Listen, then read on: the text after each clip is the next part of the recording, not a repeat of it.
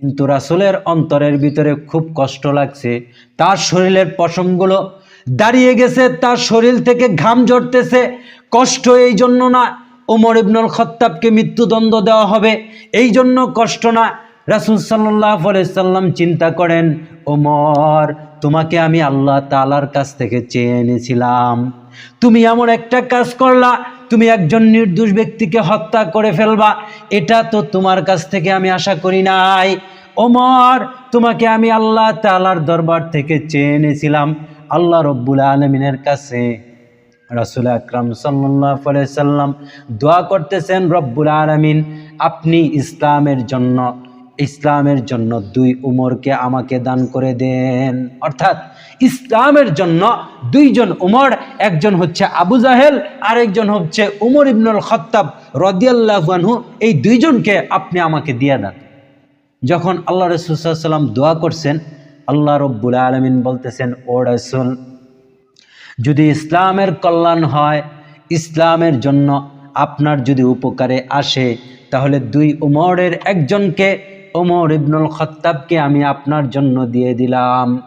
ওমর এমন একজন ব্যক্তি ছিল যেই উমরকে আল্লাহ রব্বুল আলামিন রাসূলের জন্য দিলেন, যেই উমর রাস্তা দিয়ে হেঁটে গেলে শয়তান 40 দিন পর্যন্ত ওই রাস্তা দিয়ে যাইতো না। যেই উমর ইসলাম কবুল করে নেওয়ার পর যে মুসলমানরা আগে আল্লাহ তাআলার বিধান নামাজ যখন আল্লাহ তাআলা দিল, মুসলমানরা প্রকাশ্যে নামাজ আদায় করতে পারতো না, মুসলমানরা প্রকাশ্যে নামাজ আদায় করতে পারতো না, মুসলমানরা প্রকাশ্যে তখন নামাজ আদায় করতে পারতো না, গোপনে গোপনে গোপনে গোপনে আল্লাহ তাআলার ইবাদত নামাজ আদায় করত। যেই দিন ওমর ইবনুল খাত্তাব রাদিয়াল্লাহু আনহু মুসলমান হয়ে গেল, এই দিন ওমর বলতেছেন, ইয়া রাসূলুল্লাহ, আমি দেখি মুসলমানদের মধ্য থেকে, আপনার সাহাবায়ে কেরামের মধ্য থেকে কিছু সাহাবায়ে কেরাম মুসলমানরা গোপনে গোপনে একটা ইবাদত করে, এই ইবাদতটা কি? রাসূল সাল্লাল্লাহু আলাইহি ওয়াসাল্লাম বলেন, এটা হচ্ছে নামাজ। এটা কে দিয়েছে? রাসূল বলেন, এটা আল্লাহ তাআলার পক্ষ থেকে দিয়েছে, আল্লাহ তাআলা নামাজ দিয়েছে, তাহলে এরা গোপনে কেন আদায় করে?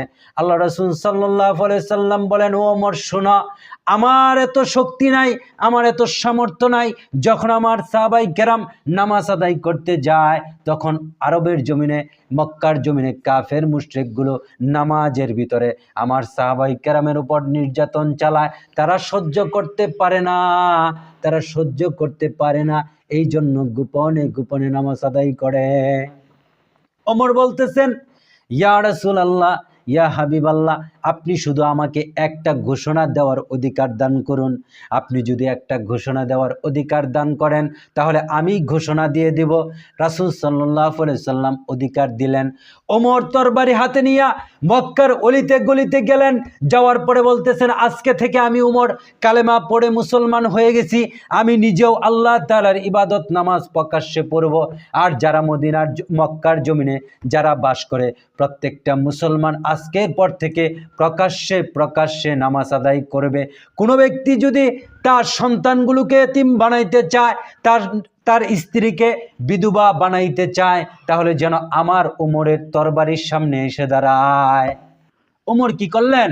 সর্বপ্রথম মুসলমানরা নামাজ আদায় করেছিল প্রকাশ্যে যেই দিন ওমর ইবনুল খাত্তাব মুসলমান হয়েছিল। যেদিন কি হয়েছিল? ওমর এমন একজন সাহাবী যার ব্যাপারে আল্লাহ রব্বুল আলামিন 27টা জায়গায় তার অন্তরে যেটা চেয়েছে, এই রকম করে আল্লাহ তাআলা আয়াত নাজিল করে দিয়েছেন। সুবহানাল্লাহ।